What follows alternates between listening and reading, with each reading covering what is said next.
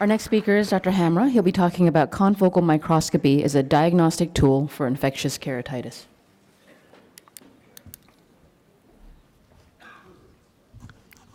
All right, thank you for the program directors for the opportunity to speak here, and thanks for Elmer for kicking this off. So these are my disclosures. None of them are relevant to the infectious keratitis presentation on confocal microscopy.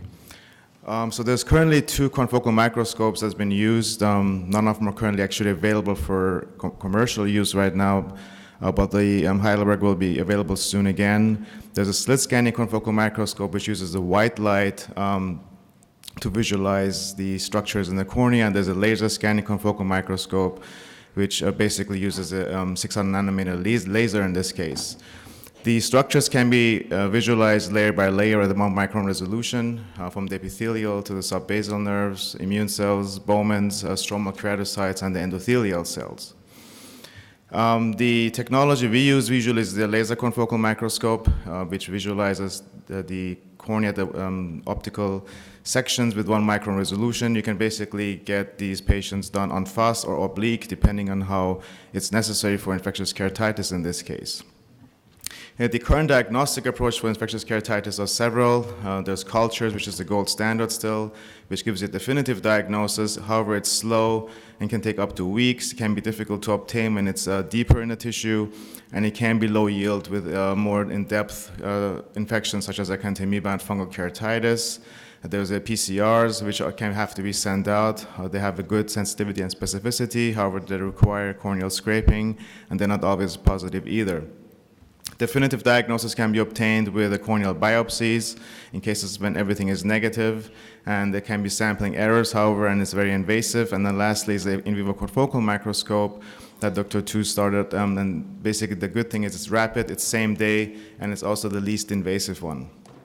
Now, starting with Acanthamoeba keratitis, the cyst can be typically seen on a confocal as spherical, round, ovoid structures, or pear-shaped, egg-shaped, hyperreactive structure in terms of the trophozoites. The cysts have double-wall structures. However, we can also have star-shaped structures. And here you can see a comparison directly of a confocal microscope of a patient that was diagnosed 13 days later by culture compared to the pathology by histology in this case.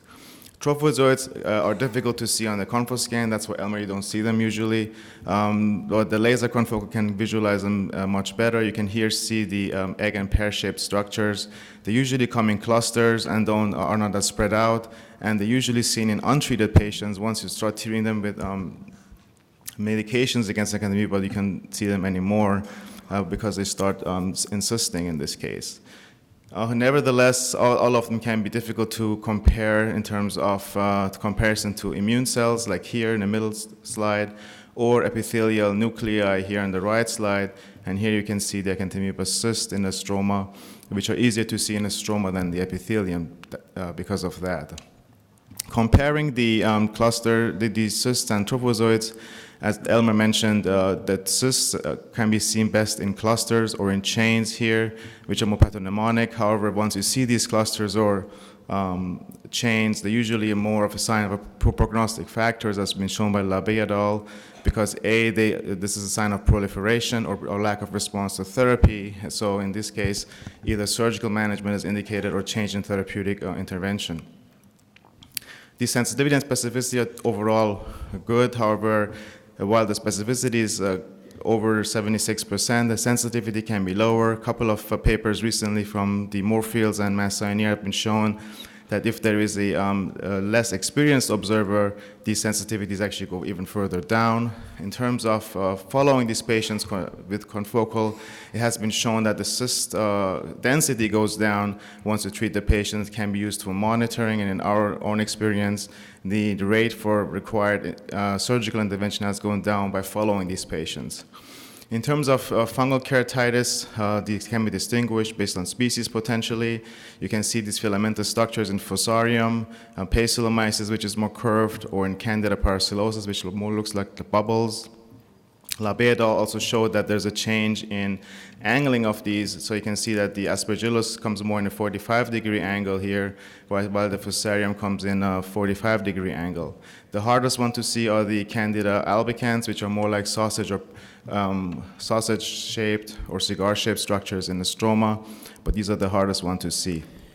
In terms of the fungal elements, the Candida usually comes in 10 to 40 microns, micrometer long, with the 5 to 10 micrometer wide.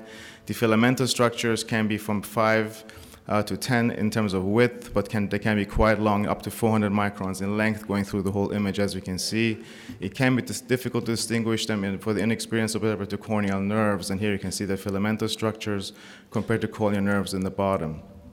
Sensitivity and specificities have been shown to be better than with Acanthamoeba, again about 78 to 100% for specificity, and more than 89% for sensitivity in several trials from India. Additional structures that can be visualized are filamentous bacteria in terms of nocardia. They usually come in more short beaded filamentous structures with right angle branching, 10 to microns in diameter. They're typically clumped and typically can be seen in the epithelium or the stroma. But that's different from the fungus. Microsporidia comes in terms of clusters that are rosette-like epithelial cells that you can see the hyperreflective here. The difference here is you can see these intracellular structures that are hyperreflective and more pinpoint, and here you can see the microsporidia by culture, and here's a clinical case in this case. That was published a couple of years ago. Finally, Pythium, Insidium, Keratitis can also be visualized.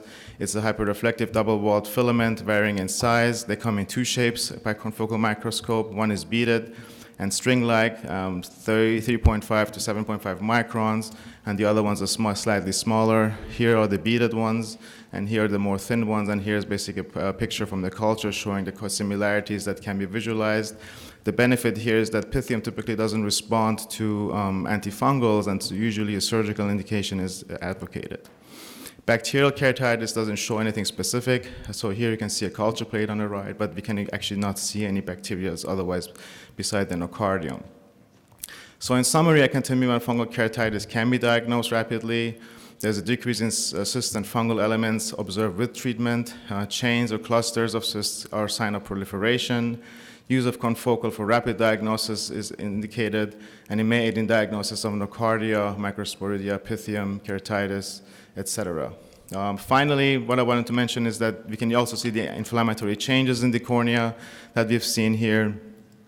These can also be shown in terms of nerve changes. So once you have patients that you don't know whether they're edema, scars or keratitis or infiltrates, that confocal may allow you to actually visualize that, which may be helping with the sequelae of infectious keratitis in this case. One thing that to note is that the nerve changes can be variable based on the changes in the infectious keratitis, and these can also be contralaterals, which may have an indication for the surgical management here. It's important to note that the corneal nerve changes are more sensitive than the corneal sensation, so the sensation actually drops in much later. So where does it help us in the end? These are kind of the list of changes where it's useful for unresponsive keratitis, atypical, culture-negative cases, looking at graft rejection versus reinfection, neurotrophic keratopathy, crystalline keratopathy, and guidance for medical and surgical management. Thank you very much. Great. Thank you.